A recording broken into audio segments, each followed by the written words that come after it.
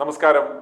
ITV news mission 60യുടെ 37ാം ദിനമായി ഇന്ന് ഞങ്ങൾ ചർച്ച ചെയ്യുവാൻ ആഗ്രഹിക്കുന്നത് രാഹുൽ മാങ്കൂട്ടത്തെ നശിപ്പിക്കുവാൻ ശ്രമിച്ചതിൻ്റെ പ്രത്യാഘാതങ്ങൾ.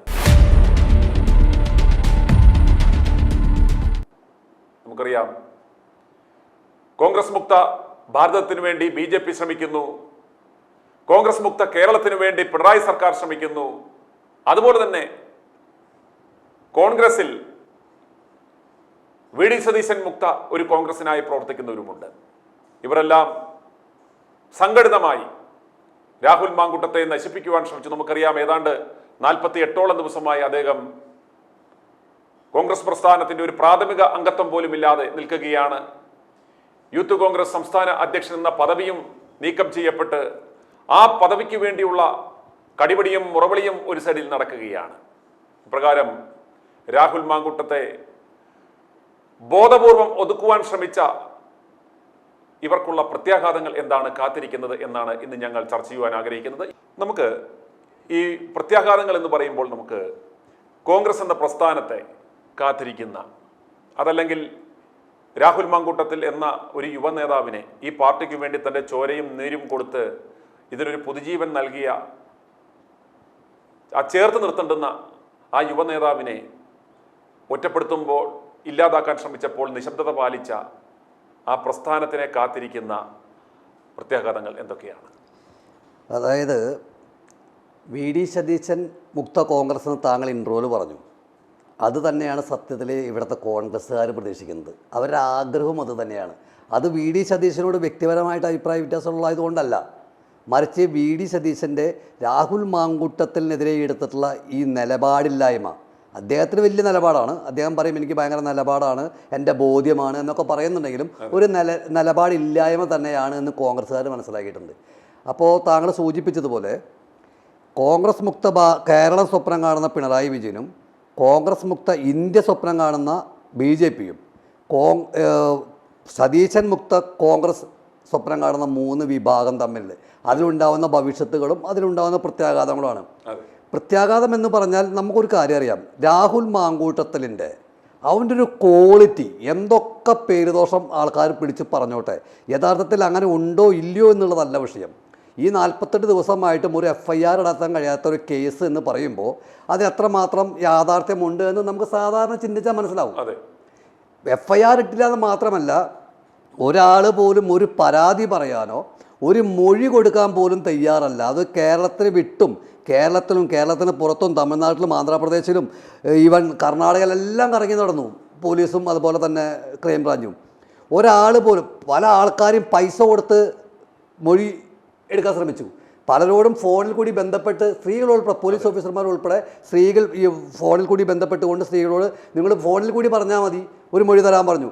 എന്നിട്ട് പോലും ഒരാളും തയ്യാറായില്ല എന്ന് പറഞ്ഞാൽ, ഇവൻ മോശമായിട്ടൊരു വാക്ക് പറഞ്ഞിട്ടുണ്ടെങ്കിൽ പോലും ഇത്രയും വലിയ ഓഫറുകളൊക്കെ വെച്ച് കഴിയുമ്പോൾ സ്വാഭാവികമായിട്ടും ആരെങ്കിലും ഒരാൾ ഒരു മൊഴി കൊടുക്കില്ല. ഈ ആരോപണം തുടക്കത്തിൽ ഉന്നയിച്ച വ്യക്തി പോലും വിസമ്മതിച്ചു.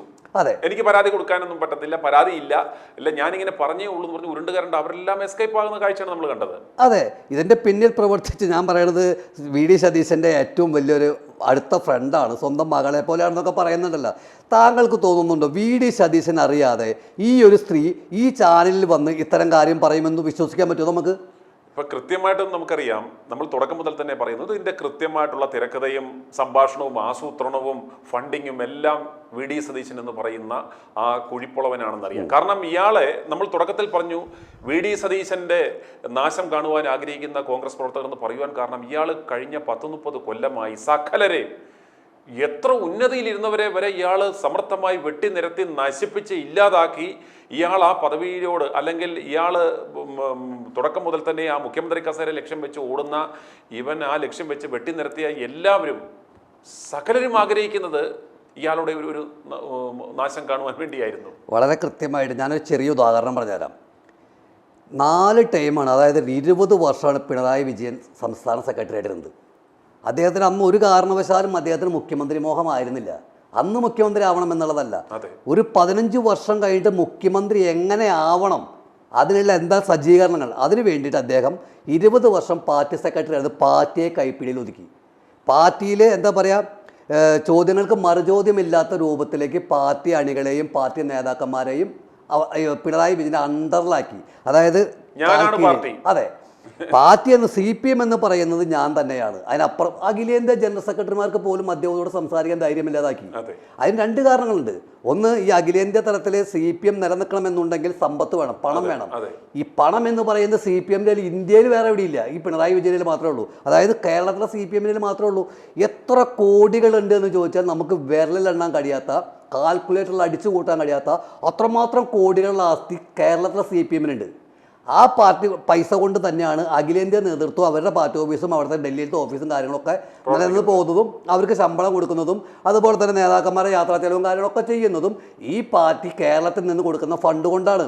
അപ്പോൾ ആദ്യം പാർട്ടിയെ കെട്ടിപ്പടുക്കി, പിന്നെ ഫണ്ട് സ്വരൂപിച്ചു. മെയിനായിട്ട് വേണ്ട രണ്ട് കാര്യം പിണറായി വിജയൻ അടിസ്ഥാനപരമായിട്ട് തയ്യാറാക്കി കഴിഞ്ഞു. പിന്നെ അതായത് തൊടാൻ ആർക്കും കഴിയാത്ത രൂപത്തിൽ ചോദ്യം ചെയ്യപ്പെടാത്ത നേതാവായി പാർട്ടിയിൽ വളർന്നു വന്നു. അങ്ങനെ വളർന്നു വന്നതിന് ശേഷം അദ്ദേഹത്തിൻ്റെ പേരിൽ തെരഞ്ഞെടുപ്പിൽ നിന്നാൽ ജയിക്കില്ല എന്ന് ഉറപ്പുള്ളത് കൊണ്ട് VS അച്യുതാനന്ദൻ്റെ പേരും പറഞ്ഞ് VS അച്യുതാനന്ദൻ്റെ മുഖം കാണിച്ച് അദ്ദേഹത്തിൻ്റെ ഫ്ലക്സും വെച്ച് അദ്ദേഹത്തിൻ്റെ പേരും പറഞ്ഞ് വോട്ട് പിടിച്ചു, ഭരണം കിട്ടി. ഭരണം കിട്ടിയപ്പോൾ VS അച്യുതാനന്ദൻ തന്ത്രപൂർവ്വം ഒഴിവാക്കി. കാരണം കൂടെ നിൽക്കുന്ന ആളുകൾ മുഴുവൻ, പാർട്ടി ആളുകൾ മുഴുവൻ ഇദ്ദേഹത്തിൻ്റെ കൂടെയാണല്ലോ. ഈ സെക്രട്ടേറിയറ്റ് മുഴുവൻ ഇദ്ദേഹത്തിൻ്റെ കൂടെയാണ്, അഖിലേന്ത്യാ കമ്മിറ്റി മുഴുവൻ ഇദ്ദേഹത്തിൻ്റെ കൂടെയാണ്. കാരണം തിരിച്ച് ചോദിക്കാനോ പറയാനോ കഴിയില്ല. കാരണം പറഞ്ഞു കഴിഞ്ഞാൽ ആ സമ്പത്ത് ഫണ്ട് ഒരു 10 പൈസ പോലും ഞാൻ തരില്ല എന്ന് പറഞ്ഞാൽ പാർട്ടി നിലനിൽക്കില്ല. അങ്ങനെ ഭീഷണിപ്പെടുത്തി പിണറായി വിജയൻ എന്ത് ചെയ്തു, ഈ പറയുന്ന എല്ലാവരെയും അവനവന് വേണ്ടപ്പെട്ട ആൾക്കാരെ വെച്ചുകൊണ്ട് മന്ത്രിസഭ ഉണ്ടാക്കി. അച്യുതാനന്ദന് ആർക്കും വേണ്ടാത്ത എന്തോ ഒരു ഉപദേശക വകുപ്പോ അങ്ങനെ പറഞ്ഞു ഒരു ക്യാബിനറ്റ് പദവിയും കൊടുത്തു. ഒരാൾക്ക് അത്രയും കാലം ഭരണപരിഷ്കാര കമ്മീഷൻ. ഈ ഭരണപരിഷ്കാര കമ്മീഷൻ കേരളത്തിൽ നടപ്പാക്കിയ ഒരു കമ്മീഷൻ പറയാൻ പറ്റുമോ? ഒരു കാര്യം, ഒരൊറ്റ കാര്യം ചെയ്തിട്ടില്ല. അതായത് 10-24 സ്റ്റാഫും ഔദ്യോഗിക വാഹനം ഔദ്യോഗിക താമസമൊക്കെ ആയിട്ട് ഇങ്ങനെ കുറേ ലക്ഷങ്ങൾ കോടികൾ മുടക്കിയെന്നല്ലാതെ അതിപ്പോൾ VS അച്യുതാനന്ദനെ കുറ്റം പറയാൻ കഴിയില്ല. കാരണം ഞാനതിൽ പിണറായി വിജയനെ തന്നെ കുറ്റപ്പെടുത്തുള്ളൂ. കാരണം അദ്ദേഹത്തിന് അങ്ങനെ ഒതുക്കൊരു മൂലയ്ക്ക് ഇരുത്തേണ്ടത് പിണറായി വിജയൻ്റെ ആവശ്യമായിരുന്നു. ജനങ്ങളുടെ എതിർപ്പ് മറികടക്കാൻ വേണ്ടി മുഖ്യമന്ത്രിയെക്കാട്ടിലും വലിയ പദവിയാണ് ഭരണപരിഷ്കാര കമ്മീഷൻ ചെയർമാൻ. അത് ഞങ്ങളെപ്പോലും ഉപദേശിക്കാൻ, ഞങ്ങളെപ്പോലും പരിഷ്കരിക്കാൻ കഴിവുള്ള വലിയ പദവിയാണെന്നൊക്കെ പറഞ്ഞിട്ടാണ് അച്യുതാനന്ദൻ അവിടെ കൊണ്ടുനിർത്തിയത്. പിന്നെ അത് ഗുണമൊന്നും ഉണ്ടായില്ല, അത് പൊക്കോട്ടെ. അപ്പോൾ ഞാൻ പറഞ്ഞു വന്നത്, അങ്ങനെ പിണറായി വിജയൻ 20 വർഷക്കാലം കൊണ്ടാണ് മുഖ്യമന്ത്രി എന്ന സ്വപ്നത്തിലേക്ക് ചവിട്ടിക്കയറിയത്. ഇതേ സിസ്റ്റം തന്നെയാണ് മുഖ്യമന്ത്രി അതിന് ശേഷമുണ്ടല്ലോ. പിന്നെ പാർട്ടി മാത്രം സർക്കാരുമായുള്ള കയ്യിലായി. അപ്പോൾ സർക്കാരും പാർട്ടിയും അണികളും ഒരു ഏകാധിപത്യ രൂപത്തിലേക്ക് പാർട്ടിയെ വളർത്തിക്കൊണ്ടുവരാനും സർക്കാരിനെ കൊണ്ടുവരാനും പിണറായി വിജയനെ കഴിഞ്ഞതിൻ്റെ അടിസ്ഥാനത്തിലാണ് ഇന്ന് ചോദ്യത്തിന് മറുചോദ്യമില്ലാതെ അജയ്യനായി മുഖ്യമന്ത്രിയായി വാണുകൊണ്ടിരിക്കുന്നത് പിണറായി വിജയൻ. ഇദ്ദേഹത്തിൻ്റെ അതേ ശൈലിയിലേക്കാണ് ഈ സതീശനും കഴിഞ്ഞ 10-20 വർഷമായിട്ട് വന്നുകൊണ്ടിരുന്നത്. കാരണം 4 ടൈമാണ് MLA പറവൂരുന്നുണ്ട്. വലിയ ആൾക്കാർ 5 തവണ. ഈ വരാൻ പോകുന്ന 5ാം തവണയല്ല, 5 ആയി ഓൾറെഡി. 5 തവണ ഓൾറെഡി 25 വർഷമായി. ഈ 25 വർഷമായിട്ട് MLA ആയിരുന്നു പുള്ളി. ആദ്യമൊക്കെ അങ്ങനെ വലിയ ആരും സതീശനെ ഇനി പറവൂർ വിട്ടൊരു ലോഹം അറിയില്ലായിരുന്നു. ആകെ അറിയാവുന്നത് പറവൂർ മാത്രമാണ്, എറണാകുളം സെൻട്രൽ പോലും അറിയില്ല. അത്രയ്ക്കും എന്താ പറയുക, രാഷ്ട്രീയത്തിൽ വലിയ ഓടി നടന്ന് പ്രവർത്തിച്ചിരുന്ന ഒരാളൊന്നുമല്ല, വലിയ സമരം ചെയ്തിട്ടുള്ള നേതാവൊന്നുമല്ല, അല്ലെങ്കിൽ പാർട്ടിക്ക് വേണ്ടി പല കാര്യങ്ങളും ചെയ്തിട്ടുള്ള ആളൊന്നുമല്ല. അങ്ങനത്തെ ഒരുപാട് യുവാക്കളും ചെറുപ്പക്കാരൊക്കെ അന്ന് ആ കാലത്തുണ്ടായിരുന്നു. പക്ഷേ സതീശനൊന്നും മേത്ത് ചെളിയാക്കിയിട്ടൊരു പണി ചെയ്തിട്ടില്ലേ പാർട്ടിക്ക് വേണ്ടിയിട്ട്. സതീശൻ ഫേമസ് ആയത് നമ്മുടെ തോമസ് ഐസക് ധനകാര്യമന്ത്രിയാകുന്ന സമയത്ത് ഒരു ലോട്ടറി വിഷയമുണ്ടായി, മാർട്ടിൻ സൂപ്പർ ലോട്ടറിയുടെ ഒരു വിഷയമുണ്ടായി. ആ ലോട്ടറിയുമായി ബന്ധപ്പെട്ടുകൊണ്ട് വലിയ ചർച്ച കേരളത്തിൽ നടക്കുമ്പോൾ സർക്കാർ നടത്തുന്നത് വലിയ തട്ടിപ്പാണെന്നൊക്കെ പറഞ്ഞുകൊണ്ട് വലിയ വിഷയം നടക്കുന്ന സമയത്ത് ആ ലോട്ടറി നിരോധിക്കണം എന്ന് പറഞ്ഞുകൊണ്ട് UDFന്റെ നേതൃത്വത്തിൽ ഒരു ക്യാമ്പയിൻ സംഘടിപ്പിച്ചു. പക്ഷേ അത് ഒരു കാര്യം മനസ്സിലാക്കണം, തോമസ് ഐസക്കിനെ ഒഴിവാക്കണം. കാരണം അടുത്ത പ്രാവശ്യം ഇദ്ദേഹം ഒരു മുഖ്യമന്ത്രി പ്രോസ്പെക്റ്റായി വരുമെന്ന് പേടിച്ച് ഈ തോമസ് ഐസക്കിനെ വെട്ടിനിരത്തുവാനായിട്ട് തന്ത്രങ്ങൾ മെനഞ്ഞവർ ഈ വിശദ വിവരങ്ങളെല്ലാം ഈ VD സതീശന് നൽകി. അങ്ങനെ അദ്ദേഹത്തെ കൊണ്ട് ഓപ്പറേറ്റ് ചെയ്ത് അവിടെയും ഒതുക്കാൻ വേണ്ടി ഉപയോഗിച്ച ഒരു ഒതുക്കീശനാണ് ഇയാളെന്ന് മനസ്സിലാക്കണം. അതെ, അതല്ല ഞാൻ പറഞ്ഞു വരാം, അവിടേക്ക് തന്നെയാണ് പറഞ്ഞു വരുന്നത്. കാരണം അന്ന് ഈ തോമസ് ഐസക്കുമായിട്ടുള്ള ചാനൽ ചർച്ചകളിൽ നല്ലൊരു ഫൈറ്ററായിരുന്നു സതീശൻ. നല്ല ഫൈറ്ററായിരുന്നു. കൃത്യമായ കാര്യങ്ങൾ പഠിച്ച് അവതരിപ്പിച്ച് തോമസ് ഐസക്കിനെ പോലും പല തവണയും കൊമ്പ് കുത്തിച്ചിട്ടുണ്ട് സതീശൻ ചാനൽ ചർച്ചകൾ. അങ്ങനെയാണ് സതീശൻ ആളുകൾ അറിയപ്പെട്ടു തുടങ്ങിയത്. അങ്ങനെ ചാനൽ ചർച്ചകൾ അറിയപ്പെട്ടു തുടങ്ങി വന്ന് പിന്നെ 3ാമത്തെ തവണ MLA, 4ാമത്തെ തവണ 5ാമത്തെ തവണ MLA ആയി. ഈ ഓരോ ടൈമും ആ സമയം മുതൽ ഈ ആരും അറിയാതിരിക്കുന്ന സമയം മുതൽ പോലും പലരെയും പുള്ളി ഒതുക്കിയിട്ടുണ്ട്. ആ നാട്ടിലെ തന്നെ അല്ലെ ആ ജില്ലയിലെ തന്നെ പലരും ഒതുക്കിയിട്ടുണ്ട്. പിന്നെ നേതൃത്വത്തിലേക്ക് വന്നതിന് ശേഷം ഈവൻ നമ്മുടെ KPCC വൈസ് പ്രസിഡൻ്റായിട്ടൊക്കെ വന്നു കുറച്ച് കാലം. VJ സുധീരൻ പ്രസിഡൻറ്റും ഇദ്ദേഹം വൈസ് പ്രസിഡൻ്റൊക്കെ ആയിട്ട് അഖിലേന്ത്യാ നേതൃത്വം നേരിട്ട് കെട്ടിയിറക്കിയതാണ്. ആ സമയത്ത് പോലും സതീശൻ്റെ ശബ്ദം ആരും കേട്ടിട്ടില്ല, ഒരാൾ പോലും കേട്ടിട്ടില്ല. ആകെ സതീശൻ ശബ്ദം കേൾക്കുന്നത് ഉമ്മൻചാണ്ടിനെ വിമർശിക്കാനാണ്, ഉമ്മൻചാണ്ടിനെ കുറ്റം പറയാനാ, കേരള സർക്കാരിനെ കുറ്റം, അതായത് ഉമ്മൻചാണ്ടി സർക്കാരിനെ കുറ്റം പറയാൻ വേണ്ടിയിട്ടാണ്. അല്ലാണ്ട് സതീശൻ പിന്നെ പറഞ്ഞിട്ട് ഒരു പാർട്ടിയിലെ ഒരു വിമത സ്വരമായിരുന്നു. അതെ, അല്ല വിമതനായിരുന്നല്ലോ. കാരണം ഒരു തർക്കം ആ കാര്യത്തിലല്ലോ. കാരണം ഹരിത MLA എന്ന് പറയുന്ന 3-4 MLA ഉണ്ടായിരുന്നു. TM പ്രതാപൻ, ഈ VD സതീശൻ, ഹൈബി ഈഡൻ, മറ്റേ VT ബൽറാം, പിന്നെ ഒരാൾ കൂടി ഉണ്ട് മറ്റേ അൻവർ സാദത്തോ, അങ്ങനെ 5 പേരായിരുന്നു. ഇവരെല്ലാവരും കൂടിയിട്ട് ഇവരുടെ നേതാവായിരുന്നു VD സതീശൻ. പ്രതാപൻ അന്ന് സതീശനെ താഴെ ശരിക്കും പറഞ്ഞാൽ. ഈ പ്രതാപൻ എന്നൊക്കെ പറഞ്ഞു കഴിഞ്ഞാൽ പ്രതാപനും സതീശൻ എന്നൊക്കെ പറഞ്ഞാൽ രണ്ടും ഒരു നാണയത്തിന് 2 വശങ്ങളാണ്. അതായത് സ്വന്തം താല്പര്യങ്ങൾക്കല്ലാതെ പാർട്ടി അണികൾക്കോ പാർട്ടികൾക്കോ വേണ്ടി കാലം അത്രയും ഈ 2 കൂട്ടരും ഒന്നും ചെയ്തിട്ടില്ല. ഈ രണ്ടാണ്, പ്രതാപനും ചെയ്തിട്ടില്ല, ഈ സതീശനും ചെയ്തിട്ടില്ല. പ്രതാപൻ എന്നൊക്കെ പറഞ്ഞാൽ പ്രതാപൻ്റെ ഇപ്പോഴത്തെ അവസ്ഥ, അതേ സതീശനിലേക്ക് വരാം. പ്രതാപൻ്റെ ഇപ്പോഴത്തെ അവസ്ഥ എന്ന് പറയുന്നത് എങ്ങനെയെങ്കിലും അടുത്ത തെരഞ്ഞെടുപ്പിൽ എവിടെയെങ്കിലും മത്സരിച്ച് ജയിച്ച് UDF ഭരണം കിട്ടാൻ ഒരു മന്ത്രിയാവണം. ഒരു മന്ത്രിയാണ് ആളുടെ സ്വപ്നം. അതുകൊണ്ടാണ് തൃശ്ശൂർ ലോകസഭയിൽ നിന്ന് പുള്ളി വളരെ സിമ്പിളായിട്ട് ഇത്രയും സന്തോഷത്തോടു കൂടി സ്ഥാനാർത്ഥിത്വം രാജിവെച്ച ആൾക്കാരെ കണ്ടോ? എനിക്ക് സ്ഥാനാർത്ഥി ആവണ്ടെന്ന് പറഞ്ഞ ഒരാളെ കണ്ടോ കേരളത്തിൽ? അന്ന് കോൺഗ്രസ്സിൽ. അപ്പോൾ ഇത് പ്രതാപനെ മാറ്റി മുരളീനെ വരുത്തിയപ്പോൾ ഏറ്റവും കൂടുതൽ സന്തോഷിച്ച പ്രതാപനാണ്. കാരണം പ്രതാപൻ മത്സരിക്കണില്ല എന്ന് പറഞ്ഞു, മത്സരിച്ചേ പറ്റുമെന്ന് അഖിലേന്ത്യാ നേതൃത്വം പറഞ്ഞു, സിറ്റിംഗ് MP എല്ലാവരും മത്സരിക്കണമെന്ന് പറഞ്ഞു. അങ്ങനെ വന്നപ്പോൾ പ്രതാപന് മത്സരിക്കാതിരിക്കാൻ കഴിഞ്ഞില്ല.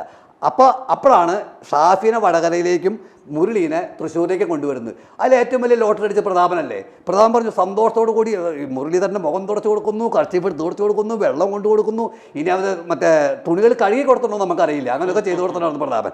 ഇതൊക്കെ ചെയ്തു കൊടുത്തത് എന്തിനാണെന്നറിയോ? ചുമരെഴുതുന്നു പ്രതാപൻ പോയിട്ട് മുരളീധരന് വേണ്ടിയിട്ട്. എന്തൊരു നാണക്കേടാ നോക്കൂ ഒരു MP. അത് പോട്ടെ, അതൊക്കെ ഒരു വലിയ പ്രഹസനമാണെന്നും നാടകമാണെന്നും കാണുന്നവർക്ക് മനസ്സിലാവില്ലേ? പ്രത്യേകിച്ച് പ്രതാപനെ കുറിച്ച് അറിയാത്ത ആൾക്കാർ കേരളത്തിലുണ്ടോ? അപ്പോൾ ഈ പ്രതാപൻ അവിടുന്ന് എങ്ങനെയെങ്കിലും മത്സരിക്കാതെ വന്ന് ഈ ടൈമിൽ മത്സരിച്ച് MLA ആയി മന്ത്രിയാവണം. ആ മന്ത്രിയായിട്ട് ഇവരൊക്കെ അടിസ്ഥാന ലക്ഷ്യം എന്താ പറയുക, അത് പറയാൻ പറ്റാത്ത കാര്യങ്ങൾ കുറേയുണ്ട്. നമ്മുടെ ഈ വിഷയത്തിലേക്ക്, അതായത് കോൺഗ്രസിനുള്ള പ്രത്യാഘാതങ്ങൾ, രാഹുൽ മാങ്കൂട്ടത്തിലുമായി ബന്ധപ്പെട്ട് എടുത്ത ഈ നിലപാടിന് പാർട്ടിക്ക് കൊടുക്കേണ്ടുന്ന വില എന്താണ്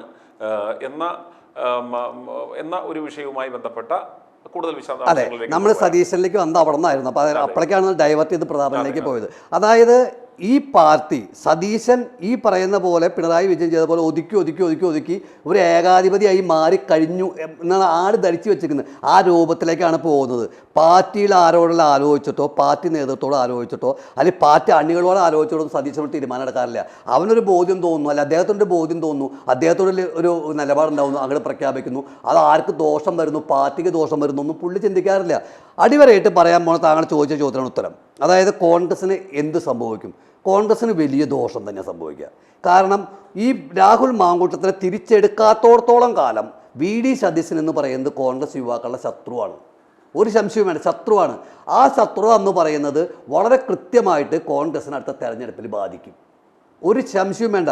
കാരണം ഈ ആളുകൾ തന്നെ ഒരു പക്ഷേ തിരിച്ചു വോട്ട് ചെയ്താലും കുറ്റം പറയാൻ കഴിയില്ല. കാരണം കോൺഗ്രസ്സിനെ വെറുത്തിട്ടല്ല, അത് സതീശനോടുള്ള വെറുപ്പാണ്. കോൺഗ്രസ്സിന് കൈ ഒഴിയാനും പാടില്ല, എന്നാൽ സതീശനെ അംഗീകരിക്കാനും പറ്റാത്ത അവസ്ഥയുണ്ട്. ആ അവസ്ഥ വരുമ്പോൾ അവർക്ക് വേറെ മാർഗ്ഗമില്ല. രാഹുൽ മാങ്കൂട്ടത്തിൻ്റെ വിഷയത്തിൽ കേരളത്തിലെ ഏകദേശം എൻ്റെ അറിവ് ശരിയാണെങ്കിൽ ഒരു 30% ചെറുപ്പക്കാരും സതീശനെതിരായി മറ്റു പാർട്ടിക്കാർക്ക് വോട്ട് ചെയ്യും. അതായത് സതീശൻ കേരളത്തിൽ കോൺഗ്രസിനെതിരായിട്ട് മറ്റു പാർട്ടിക്കാർക്ക് വോട്ട് ചെയ്യും. കാരണം സതീശനെ തിരിച്ചെടുക്കുക എന്നുള്ളതല്ലാതെ രാഹുൽ മാങ്കൂട്ടത്തിനെ തിരിച്ചെടുക്കുക എന്നല്ലാതെ സതീശൻ്റെ മുമ്പിൽ വേറൊരു വഴിയില്ല. കാരണം ഇപ്പം ആ വിഷയത്തിൽ സതീശൻ എടുത്ത നിലപാട് എൻ്റെ നിലപാടിൻ്റെയും ബോധത്തിൻ്റെയും അടിസ്ഥാനത്തിലാണെന്ന് പറഞ്ഞ് ഇയാൾ അഡമൻ്റായിട്ട് അപ്രകാരം ഒരു തീരുമാനമെടുത്ത് ഉറച്ച് അയാൾ നിൽക്കുന്നു. ഇപ്പോഴും ആ ഒരു നിലപാടിൽ ഇയാൾ ഉറച്ചു നിൽക്കുന്നു. എന്നാൽ ഇയാളെ സംബന്ധിച്ചിടത്തോളം ഒരു പ്രതിപക്ഷ നേതാവെന്ന നിലയ്ക്കോ ഒരു നേതാവെന്ന നിലയ്ക്കോ ഇയാൾ ബിഗ് സീറോ ആണെന്ന് ജനങ്ങൾ മനസ്സിലാക്കിയ ഒരു അവസ്ഥയും കൂടിയാണ്. കാരണം ഇയാൾ അത്രയും നിലപാടെടുത്തു കടുപ്പിച്ചു എന്ന് കേട്ടപ്പോഴത്തേക്കും ആളുകളെല്ലാം ഓർത്തു ഇപ്പോൾ രാഹുൽ മാങ്കൂട്ടം രാജി മേടിക്കുമെന്ന് ഓർത്തു. ഇവന്മാർ കിണഞ്ഞു ശ്രമിച്ചെങ്കിൽ പോലും അദ്ദേഹം രാജിവെച്ചില്ല.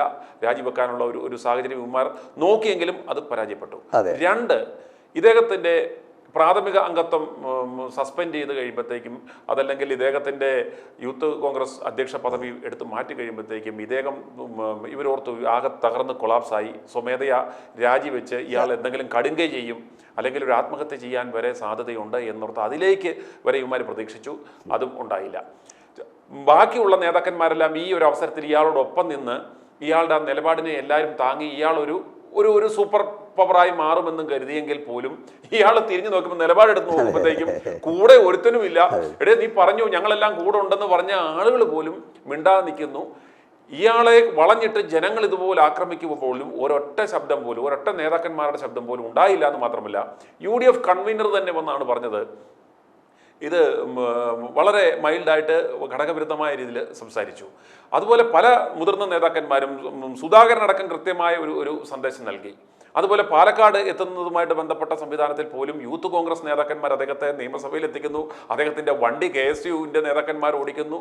അദ്ദേഹത്തെ സ്വീകരിക്കാൻ പ്രാദേശിക നേതാക്കന്മാർ എത്തിക്കുന്നു. അതുമാത്രമല്ല, പാർട്ടി നേതൃത്വത്തെ വെല്ലുവിളിച്ച് പല പ്രവർത്തകരും വന്നിറങ്ങിയാൽ ഞങ്ങൾ അദ്ദേഹത്തിന് വേണ്ടുന്ന സകല സംരക്ഷണം കൊടുക്കും, അത് കോൺഗ്രസ് പ്രവർത്തകൻ എന്ന നിലയ്ക്കല്ല, ഒരു മനുഷ്യത്വപരമായ രീതിയിൽ എന്നുള്ള രീതിയിലൊക്കെ പറഞ്ഞു കഴിയുമ്പോഴത്തേക്കും ഈ നിലപാടുമായിട്ട് പിടിച്ച് നിൽക്കുന്നവൻ ഉരുകി മെഴുകൊരുകുന്ന പോലെ ഇല്ലാതായി, അയാളുടെ ബോധ്യവും കെട്ടിപ്പിടിച്ച് ഒന്നുമല്ലാതായി പോയി ഈ മാറുന്ന ഒരു കാഴ്ചയാണ് നമുക്ക് കാണുന്നത്. അന്നേരം വ്യക്തിപരമായി VD സതീശൻ എന്ന് പറയുന്ന വ്യക്തിയെ സംബന്ധിച്ചിടത്തോളം ആസ് എ പ്രതിപക്ഷ നേതാവ്, അതല്ലെങ്കിൽ ഒരു മുതിർന്ന ഒരു നേതാവ് എന്ന നിലയ്ക്ക് അയാളുടെ നിലപാടുകൾക്ക് പാർട്ടിയിൽ യാതൊരു വിലയും പാർട്ടിയിലെ മറ്റ് നേതാക്കന്മാരും അണികളും കൊടുക്കുന്നില്ല എന്നതിൻ്റെ ഏറ്റവും വലിയ, അതുമാത്രമല്ല ജനങ്ങളുടെ തെറിവിളി, ലോകമെമ്പാടുമുള്ള ആളുകളുടെ പ്രതികരണം ITV ന്യൂസിലൂടെ ശ്രദ്ധിച്ചാൽ മനസ്സിലാക്കാൻ പറ്റും. അമ്മമാർ 10, 75, 85 വയസ്സുള്ളവർ ഇവനെ ചീത്ത വിളിച്ച് ഒരു മാധ്യമത്തിലൂടെയാണെന്ന് പോലും കരുതാതെ അവർ അത്രത്തോളം ഒരു ആത്മരോക്ഷം ോടുകൂടിയാണ് ഇന്ന് ഈ 37ാം ദിനത്തിലും ആളുകൾ പ്രതികരിച്ചുകൊണ്ടിരിക്കുന്നത്. അതുകൊണ്ട് ആസ് എ ലീഡർ VD സതീശനെ സംബന്ധിച്ചോളം അതിന് കൊടുക്കേണ്ടുന്ന വില എന്ന് പറയുന്നത് നമുക്ക് ഇമാജിൻ ചെയ്യാൻ പറ്റാത്ത, അതല്ലെങ്കിൽ സങ്കല്പിക്കാൻ പറ്റാത്ത, വിലമതിക്കാനാവാത്ത വിലയാണ് ഈ VD സതീശന് ഈ വിഷയത്തിൽ കൊടുക്കേണ്ടി വന്നത്. ഇനിയും ഇത് തുടർന്നു പോകുന്ന പക്ഷം ഏറ്റവും ഇപ്പോൾ തുടക്കത്തിൽ സൂചിപ്പിച്ചതുപോലെ മറ്റുള്ള സ്ഥലങ്ങളിൽ കോൺഗ്രസ് നേതാക്കന്മാർ ജയിക്കുമ്പോൾ ഈ VD സതീശൻ എന്ന് പറയുന്ന ഈ കേക്കച്ചൻ അദ്ദേഹത്തിൻ്റെ മണ്ഡലത്തിൽ തോക്കുന്ന ഒരവസ്ഥ ഉണ്ടായി. ലോക രാഷ്ട്രീയ ചരിത്രത്തിൽ ഒരുപക്ഷെ വളരെ തമാശയുള്ള ഒരു ഇവൻ്റായി മാറും അത്. ഇത്രയും പ്രതീക്ഷിച്ച് ഒരു മുഖ്യമന്ത്രി പ്രോസ്പെക്ട് എന്നൊക്കെ പറഞ്ഞ് സ്വയം വർഷങ്ങളോളം 10-25 വർഷം അതിനുവേണ്ടി പണിയെടുത്ത് സകലരെയും വെട്ടി ഒതുക്കി വന്ന ഒരാൾ അതിൻ്റെ പടിവാതിക്കലെത്തുമ്പോൾ സ്വന്തം മണ്ഡലത്തിൽ ദയനീയമായി പരാജയപ്പെടുന്ന അവസ്ഥയാണ് VD സതീശനെ കാത്തിരിക്കുന്നത്. ദയനീയ പരാജയം തന്നെ സംശയം. അതുപോലെ നമ്മുടെ ഈ യുവനേതാക്കന്മാരെ കുറിച്ച് ഈ 3 പേരെ കാര്യം നമുക്ക് പറയാതെ പോകാൻ കഴിയില്ല. ഇപ്പോൾ രാഹുൽ മാങ്കൂട്ടത്തിന്റെ വിഷയത്തിൽ സതീശൻ എടുത്ത നിലപാട് മറ്റു 3 പേരെ കാര്യം നമ്മൾ പറയാതെ പോകാൻ കഴിയില്ല. ഒന്ന് K സുധാകരൻ നട്ടല്ല നിവർത്തി എന്ന് രാഹുൽ മാങ്കൂട്ട് സപ്പോർട്ട് കൊടുത്തു. അടൂർ പ്രകാശ് അന്തസ്സായിട്ട്, അതായത് UDFന്റെ കൺവീനറാണ്, അദ്ദേഹം സപ്പോർട്ട് കൊടുത്തു. ഇനി ഇതുപോലെ അഭിമാനിക്കാവുന്ന ഒരാളുണ്ട് നമ്മുടെ പാലക്കാട് MP ശ്രീകണ്ഠൻ. എന്ത് അദ്ദേഹത്തൊക്കെ ശരിക്കും പറഞ്ഞാണല്ലോ, നമ്മൾ കണ്ട മുണ്ടഴിച്ചിട്ട് എന്ത് സല്യൂട്ട് അടിക്കണം. അത്രയ്ക്ക് കോൺഗ്രസിനെ സ്നേഹിക്കുന്നു എന്നുള്ളതാണ്. ഇവിടെ നിങ്ങൾ സൂചിപ്പിച്ചൊരു വ്യത്യാസം എന്താണെന്നറിയോ? ഇത് സതീശിനല്ലെന്നേ ബാധിക്കുന്നത്, ഇത് ബാധിക്കുന്നത് കോൺഗ്രസിനെയാണ്. സതീശനല്ല സതീശന് ഇപ്പം എന്താണ്, സതീശനെ സംബന്ധിച്ചൊരു വിഷയമല്ല. സതീശൻ പറയില്ല അങ്ങനെ ഒരു മുഖ്യമന്ത്രി ആവണമെന്ന് വിചാരിച്ച് നടക്കുന്ന ഒരാളാണ്, അതിനപ്പുറത്തേക്ക് കോൺഗ്രസ് വളരണമെന്നും സതീശന് ആഗ്രഹമില്ല. ഇവിടെ ബാധിക്കുന്നത് കോൺഗ്രസിനെയാണ്. ഇതിപ്പോൾ എത്രയോ കോൺഗ്രസ്സുകാർ ഇത്രയും വിഷമം ഉള്ളിൽ ഒതുക്കിക്കൊണ്ടാണ് ഇപ്പോൾ ഇതിൽ ചാനലിലേക്ക് വിളിച്ച് പറയുന്നത്. അത് സതീശനോടുള്ള വ്യക്തിപരമായ അഭിപ്രായം കൊണ്ട് കോൺഗ്രസ് നശിച്ചു പോകുന്ന വെച്ചിട്ടാണ്. പക്ഷേ നമ്മൾ മനസ്സിലാക്കേണ്ടത് യാഥാർത്ഥ്യം എന്ന് പറയുന്നത് ഇപ്രകാരം കോൺഗ്രസ് നശിക്കുവാണെന്നുള്ള ബോധ്യം ഇദ്ദേഹത്തിനുണ്ട്. വ്യക്തിപരമായി തനിക്ക് നാശമുണ്ടാകുമെന്ന് മനസ്സിലാക്കുന്നുണ്ട്. സകലതും ഇതുമായിട്ട് ബന്ധപ്പെട്ട സകലർക്കും ഇതുകൊണ്ട് ഒരു വിൻ വിൻ സിറ്റുവേഷൻ അല്ല, വിൻ ലൂസ് സിറ്റുവേഷൻ ആണെന്ന് ഇദ്ദേഹത്തിന് വ്യക്തമായിട്ട് മനസ്സിലാക്കുമ്പോഴും ഇദ്ദേഹം ഉള്ളിൽ ചിരിക്കുകയും ഇദ്ദേഹം ഈ പ്രശ്നത്തിൽ ഒരു പരിഹാരം ഉണ്ടാകാതിരിക്കുന്നതിൻ്റെയും റീസൺ നമ്മൾ മനസ്സിലാക്കണം. നമ്മൾ പലതവണ പറഞ്ഞിട്ടുള്ളതാണ്. പക്ഷേ ഇത് പ്രേക്ഷകർ ഇതിൻ്റെ സത്യാവസ്ഥ മനസ്സിലാക്കാൻ വേണ്ടി ഞങ്ങൾ പറയുകയാണ്. ഈ കഴിഞ്ഞ ഫെബ്രുവരിയോടുകൂടി രാഹുൽ ഗാന്ധി കൃത്യമായ സന്ദേശം കൊടുത്തു.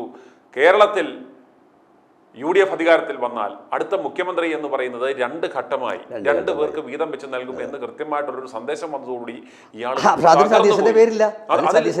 അതിനകത്ത് താൻ ഇത്രയും കാലം അല്ലെങ്കിൽ ഇതുപോലൊരു അനുകൂല സാഹചര്യം ഇനി അടുത്ത പ്രാവശ്യം 5 വർഷം കഴിഞ്ഞ് വരുമ്പോൾ പറയാൻ പറ്റത്തില്ല. അന്നേരം ഇത്രയും അനുകൂലമായ ഒരു സാഹചര്യത്തിൽ താനും വെട്ടി ഒതുക്കി നിരത്തി സകല പിറപ്പുകേടുകളും കാണിച്ച് വന്ന തനിക്ക് ഇതെല്ലാം ആയിട്ടും അവസരം കിട്ടത്തില്ല എന്ന് പറയുമ്പോഴത്തേക്കും ഇയാൾ എന്ത് തീരുമാനമെടുത്തു? ഇദ്ദേഹം ഉമ്മൻചാണ്ടിയെ അട്ടിമറിച്ചത് പോലെ ഈ പിണറായി സർക്കാർ ഉമ്മൻചാണ്ടി സർക്കാരിനെ അട്ടിമറിക്കുവാനും വീണ്ടും അവർ അധികാരത്തിൽ വരാനും വേണ്ടി ഉപയോഗിച്ച കുറുക്കനായിരുന്നു ഇയാളെ അതുപോലെ തന്നെ അതിന് എത്ര കൊടുത്തു എന്ന് ഇയാൾ സത്യം പറഞ്ഞാൽ ഇയാൾ എന്തെങ്കിലും അത് പറയേണ്ടി വരും കണക്ക്.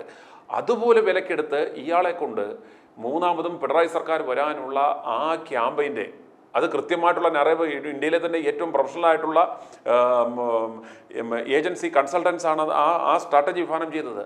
അവർ ഇവിടെ നറേറ്റ് ചെയ്യാൻ ഉദ്ദേശിച്ചതെന്ന് പറഞ്ഞാൽ കോൺഗ്രസിൽ അല്ലെ UDF ഒരിക്കലും ഐക്യമില്ല, ഇവർ തമ്മിൽ തമ്മലടിയാണ്. 5 ദിവസം പോലും ഇവർ ഭരണത്തിലേറ്റാൽ, ഇവരെ വിജയിപ്പിച്ചാൽ ഇവർക്ക് ഒരു കാരണവശാലും മുന്നോട്ട് പോകാൻ സാധിക്കത്തില്ല. തമ്മിലടിയായിരിക്കും, ഇവരുടെ ഈ ഘടകകക്ഷികൾ തമ്മിലും നേതാക്കന്മാർ തമ്മിലും അടിപിടിയായിരിക്കും. മുഖ്യമന്ത്രി കസേരയ്ക്ക് വേണ്ടി അടിപിടി ഉണ്ടാക്കി വീണ്ടും ചിലപ്പോൾ ഒരു ഉപതെരഞ്ഞെടുപ്പ് വരെ വരേണ്ട അവസ്ഥയിൽ ഉണ്ടാക്കുമെന്ന ഒരു നറേറ്റീവ് സൃഷ്ടിക്കാൻ ശ്രമിച്ചതിൻ്റെ കൃത്യമായിട്ട് തന്നെ അതിൻ്റെ ആവിഷ്കാരം ഈ കേക്കച്ചൻ എന്ന് പറയുന്ന വ്രണതഹൃതനായ തനിക്ക് കസേര കിട്ടത്തില്ലെന്ന് അറിഞ്ഞ് തകർന്ന ഇവൻ ഡീലുണ്ടാക്കി.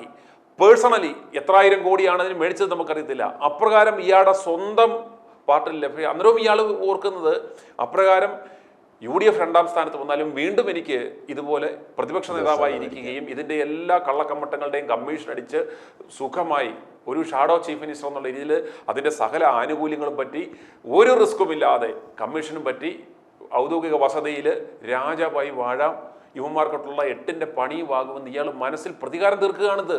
തീർച്ചയായിട്ടും സംശയമില്ലാത്ത കാര്യം. കാരണം ഈ 2 പേരെന്ന് പറയുന്നത് താങ്കൾ ആ പേര് പരാമർശിക്കാത്ത പേര് 2 പേരെന്ന് പറയുന്നത് ഒന്ന് ആദ്യത്തെ 2.5 വർഷം രമേശ് ചെന്നിത്തലയും പിന്നത്തെ 2.5 വർഷം KC വേണുഗോപാലാണ്. സതീശിന്റെ പേര് പോലും അവിടെ ഇല്ല. അന്ന് തൊട്ടേ പുള്ളിക്ക് ഹാലളി തുടങ്ങി. അപ്പൊ പുള്ളിയുടെ ലക്ഷ്യം നിറവേറാതെ വരുമ്പോൾ കുറെ അണികളെ വെച്ചുകൊണ്ട് ഇപ്പൊ ഈ ശ്രീകണ്ഠനെതിരെ കുറെ പെണ്ണുങ്ങളെ കൊണ്ട് പറയിപ്പിച്ചില്ലേ. പക്ഷെ സോഷ്യൽ മീഡിയ മൊത്തം ശ്രീകണ്ഠനെ ഏറ്റി നടന്നു, കയ്യിലേറ്റി ഉള്ളം കയ്യിൽ കൊണ്ട് നടന്നു. ശ്രീകണ്ഠൻ പറഞ്ഞാൽ സത്യസന്ധമായിട്ട് പാർട്ടിയോടുള്ള സ്നേഹമായിരുന്നു. പക്ഷേ ഇവിടെ സംഭവിച്ച അതല്ല. ഇദ്ദേഹത്തിന് മുഖ്യമന്ത്രി ആവാൻ കഴിയില്ല എന്ന് കഴിഞ്ഞപ്പോൾ എന്തൊക്കെയോ ഒരു മാനസിക വിഭ്രാന്തിയൊക്കെ പുള്ളിക്കുണ്ടായി. പാർട്ടി നശിച്ചാലും കുഴപ്പമില്ല, എന്തായാലും കുഴപ്പമില്ല. അല്ലെങ്കിൽ അദ്ദേഹം ഇത്രയും ദിവസമായിട്ട് പറഞ്ഞിട്ടുണ്ടോ രാഹുൽ മാങ്കൂട്ടത്തിൻ്റെ പേരിലുള്ള തെറ്റെന്താന്ന്? രാഹുൽ മാങ്കൂട്ടത്തിനെതിരെ ഇങ്ങനെ വാശി പിടിക്കുന്നതിൻ്റെ കാര്യം ജനങ്ങളോട് പറയണ്ടേ? അറ്റ്ലീസ്റ്റ് കോൺഗ്രസ് പാർട്ടി യോഗത്തിലെങ്കിലും പറയണ്ടേ? അല്ലെങ്കിൽ കോൺഗ്രസ് പ്രവർത്തകരോട് പറയണ്ടേ? അണികളോടൊരു കമ്മിറ്റ്മെൻ്റ് ഇല്ലേ ഇയാൾക്ക്?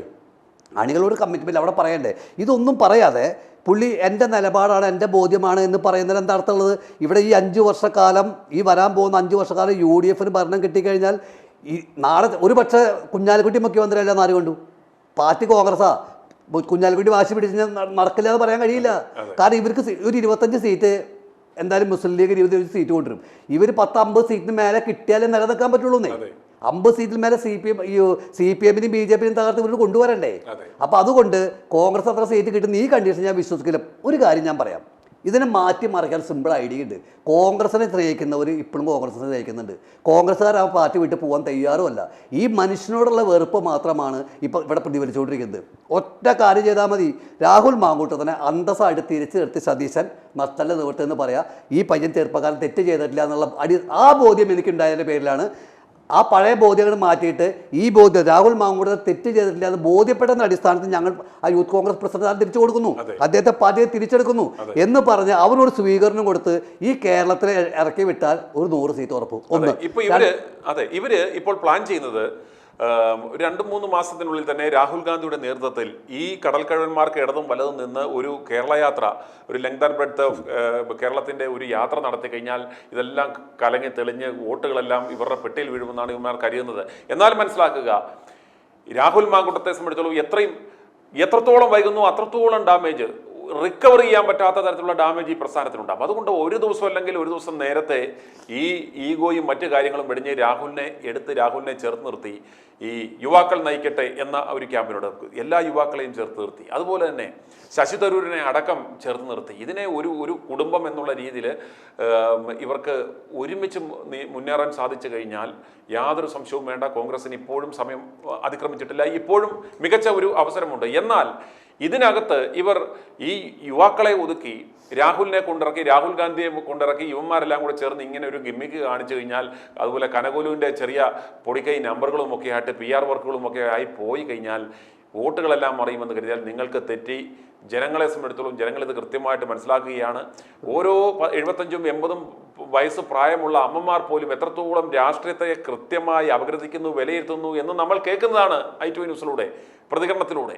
അതുകൊണ്ട് കോൺഗ്രസിനെ സംബന്ധിച്ചോളം അതുപോലെ തന്നെ വി ഡി സതീശനെ സംബന്ധിച്ചിടത്തോളം ഇതുമായിട്ട് ബന്ധപ്പെട്ട എല്ലാ നേതാക്കന്മാരായിക്കോട്ടെ, പാർട്ടി ആസ് എ വോൾ നിങ്ങൾക്കൊരു മുന്നേറ്റം, ഒരു നേട്ടം കൊയ്യണമെന്നുണ്ടെങ്കിൽ ഈ വിഷയത്തിൽ രാഹുൽ മാങ്കൂട്ടത്തിലിൻ്റെ കാര്യത്തിൽ നിങ്ങൾ ഉചിതമായ ഒരു തീരുമാനം എത്രയും പെട്ടെന്ന് എടുക്കണം.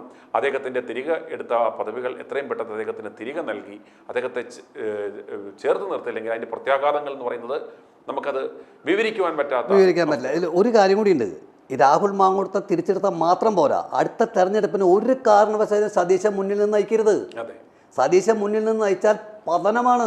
സതീശനും സണ്ണി ജോസഫിനും ഇവിടുത്തെ ഈ കോൺഗ്രസ് തിരിച്ചു കൊണ്ടുവരാൻ കഴിയില്ല. അവർ രണ്ടുപേരും ഈ പാർട്ടിയെ നയിക്കുകയാണ്. ഇപ്പൊ യാത്ര നടത്തുന്നു. ഈ യാത്ര നടത്തിയുകൊണ്ട് ജനങ്ങൾ പഴയ കാലത്ത് പോലെ കൈപ്പത്തി കണ്ട് വോട്ട് ചെയ്യുന്ന കാലമൊക്കെ മാറി. ആ കാലമൊക്കെ കഴിഞ്ഞു. അപ്പൊ സതീശനെ മുന്നിൽ നിർത്തി തെരഞ്ഞെടുപ്പിനെ നേരിട്ടാൽ ഭരണം കിട്ടില്ല. പിന്നെ സണ്ണി ജോസഫിന് അതിനുള്ള ആംബിയറും ഇല്ല. അപ്പൊ സണ്ണി ജോസഫ് സതീശൻ ചിന്തിക്കുന്നത് എന്താ, സണ്ണി ജോസഫിന് ആംബിയർ ഇല്ലാത്തതുകൊണ്ട് ഞാൻ തന്നെ എല്ലാം ചെയ്യാം, എല്ലാ ക്രെഡിറ്റും എനിക്ക് എടുക്കാം എന്നുള്ള രൂപത്തിലാണ് ചെയ്യുന്നത്. പക്ഷേ ഒരു കാര്യമുണ്ട്, ഇപ്പോൾ ഇവരൊക്കെ അസുഖമാണെന്ന് പറഞ്ഞ് മാറ്റി നിർത്തിയാലും കെ സുധാകരൻ എന്ന് പറയുന്ന ഒരു ചെറുപ്പക്കാരുണ്ട് കേരളത്തിൽ. ഇവരൊക്കെ വയസ്സരാണ്, മറ്റേ അസുഖമാണെന്ന് പറഞ്ഞ് മാറ്റി നിർത്തിക്കോട്ടെ. പക്ഷേ കെ സുധാകരൻ കേരളത്തിലെ മലയാളികൾക്ക് ചെറുപ്പക്കാരനെപ്പോഴും അദ്ദേഹത്തെ തന്നെ ഈ തെരഞ്ഞെടുപ്പിന് മുന്നിൽ നിർത്തണം.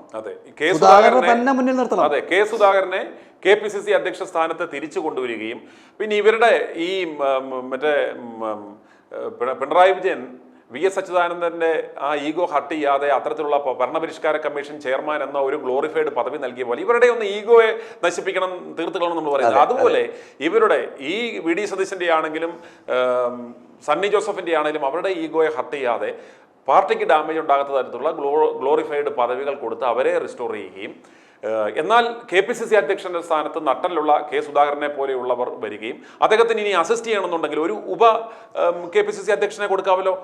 അങ്ങനെ ഒരു ഉപ അധ്യക്ഷനെ നല്ലൊരു ടീമുണ്ട്, നല്ലൊരു ടീം. ഞാൻ പറയാം, വിഷ്ണുനാഥിന്റെ നേതൃത്വത്തിൽ വിഷ്ണുനാഥ്, ഷാഫി പറമ്പില്, ഈ പറയുന്ന രാഹുൽ മാങ്കൂട്ടത്തില്, മാത്യു കുഴൽനാടൻ, അബിൻ വർക്കി, പിന്നെ നമ്മുടെ സന്ദീപ് വാര്യര്, പിന്നെ തെരഞ്ഞെടുപ്പിനാണെങ്കിൽ ഫിറോസ്, MK ഫിറോസ് എന്ന് വേണ്ട ഈ UDFിൻ്റെ ഒരു ടീമിന് ഒരു 10-25 യുവാക്കളെ ഇഷ്ടം.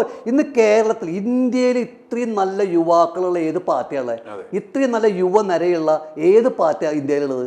അതും കേരളത്തിലാണ് ആലോചിക്കണം. യൂത്ത് കോൺഗ്രസിന്റെ ചരിത്രം, കോൺഗ്രസിന്റെ യൂത്ത് കോൺഗ്രസിന്റെ ചരിത്രത്തിൽ ഇല്ലാത്ത അത്ര നല്ല ചുറുചുറുക്കുള്ള, നല്ല കഴിവുള്ള, ഐഡിയ ഉള്ള, തെരഞ്ഞെടുപ്പിനെ എങ്ങനെ നേരിടണമെന്ന് ഐഡിയ ഉള്ള, എങ്ങനെ തോൽവിയെ വിജയമാക്കാമെന്നറിയാവുന്ന നല്ലൊരു യുവനിര കേരളത്തിലുണ്ട്. ഈ നേതാക്കന്മാരെ ചേർത്ത് നിർത്തി യുവാക്കൾ നയിക്കട്ടെ, അങ്ങനെ ഒരു ക്യാമ്പയിൻ തന്നെ അവർക്ക് വേണേൽ ചെയ്യാം. യുവാക്കൾ നയിക്കട്ടെ എന്നൊരു സന്ദേശം കൊടുത്തുകൊണ്ട് ഈ യുവാക്കളെ ചേർത്ത് നിർത്തി ആ യുവാത്വം തുളുമ്പുന്ന ഒരു ഉപാധ്യക്ഷനെയും കൂടെ കൊടുക്കുക. അതോടൊപ്പം തന്നെ ഈ പ്രതിപക്ഷ നേതാവ് എന്ന നിലയ്ക്ക് നിയമസഭയിൽ ഒതുങ്ങിക്കൊണ്ട് ബാക്കിയുള്ള പുറത്തുള്ള പ്രവർത്തനങ്ങൾക്ക് ശക്തമായ നേതൃത്വം ഈ ഷാഫി പറമ്പിലിനെയോ വിഷ്ണുനാഥോ അതല്ലെങ്കിൽ മറ്റുള്ള യുവ നേതാക്കന്മാരെ നന്നായിട്ട് കമ്മ്യൂണിക്കേറ്റ് ചെയ്യാവുന്ന, ജനങ്ങളുടെ ഇടയിൽ അംഗീകാരമുള്ള ഈ ഓരോ ഏരിയ തിരിച്ച് തന്നെ കൃത്യമാർക്ക് ഇവർക്ക് പോർട്ട്ഫോളിയോ ചുമ്മാ കിടന്ന് കുട്ട കളിക്കാതെ ഓരോരുത്തർക്കും കൃത്യമായ പോർട്ട്ഫോളിയോ നൽകി ഓരോരുത്തർക്കും കൃത്യമായിട്ടുള്ള ഏരിയ കൊടുത്ത് ആ ഏരിയയിൽ അവർക്ക് ഫോക്കസ് ചെയ്ത് പറ്റുമെങ്കിൽ ഓരോരുത്തരും ഉദ്ദേശിക്കുന്ന മണ്ഡലങ്ങൾ തന്നെ കൃത്യമായിട്ട് അവർക്ക് ഇപ്പോൾ തന്നെ ഒരു ഐഡിയ കൊടുത്ത് അവിടം കേന്ദ്രീകരിച്ച് ഓരോരുത്തരുടെയും കോർ കോമ്പിറ്റൻസി ഉള്ള മേഖലയിൽ അവർക്ക് പെർഫോം ചെയ്യാൻ പറ്റുന്ന ഒരു അവസരം കൊടുത്തു കഴിഞ്ഞാൽ ഒരു വളരെ വലിയ ഒരു വിജയം ഇവർക്ക് ഉണ്ടാക്കാം.